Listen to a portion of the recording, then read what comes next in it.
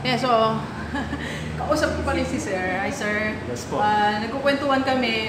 Isa sa mga friends kasi niya, maganda yung strategy na ginawa. For those gustong tumulong sa mga parents, siguro, isa sa mga magandang ways na narinig ko kay Sir, bigyan mo sila ng source of income. Yung pagkukuha na, Sir. Yes, exactly. Kasi di ba tayo, gusto naman talaga nating tumanaw talaga ng malaking utang na loob sa parents natin. And one way of giving back to our parents, yung di ba part ng sahod natin, binibigay natin sa kanila, di ba? Pero siguro, pwede nating gawin kung ano yung ginawa ng kaibigan ko, na instead na magbigay ng isang malaking fund para sa family niya, or magbigay ng monthly na fund para sa parents niya. Actually, ang ginawa niya, nagpatayo siya ng water refilling station para sa parents niya. And yung kinikita ng water refilling station ay napupunta sa parents niya. Yung parents niya na mismo yung nagmamanage ng water refilling station.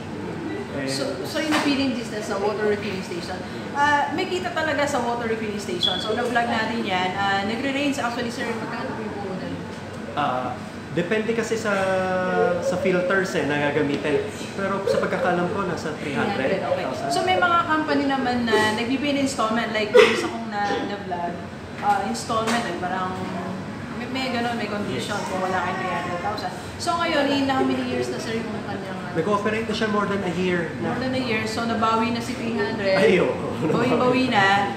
Then, isa pang maganda, Sir, yung needs ng family niya, parents niya na binibigay. And kumita pa si Sir doon, no? Yes, kumita pa. Nadala niya sa ibang investment. Yes, na-i-invest niya sa iba pang investment. So, parang nadagdagan niya ngayon yung source ng income niya. Okay. So, ang dami na tumulungan, ang daming pwede gawin. So, delivers if you are thinking of helping your family, so bigyan mo sila ng pagkakakitaan. Like in my case, Sir, yung dalawang food cart, kasi hindi ko naman siya talaga ma-asikaso everyday. So, ipinamanage ko sa pamangkin ko, sa kapatid ko. So, may source of income sila ngayon. At the same time, meron din tayong konting-konting lang naman, just to, nadadami din. Nadadami rin. Yan yung target natin. Makatulong tayo. That's why we are increasing our sources of income for our family. Hindi lang bigyan sila, kundi turuan sila. Tama. So that they will appreciate every cent, every peso. Kasi tayo, Sir, di ba? Lahat ng pera natin yung sabihin natin. Hindi naman hinikitan, kaya lang we treasure kasi nga nagirapan natin. So we want our family to do the same. Right? So, thank you very much. Delivers, please share this video sa mga kaibigan natin.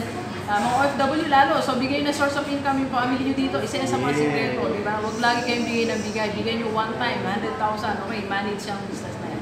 Okay, so thank you very much, Delivers. Enjoy the rest of the day. And, Sir, naalala ba? Let's go. Let's go. Sir, isa na naman.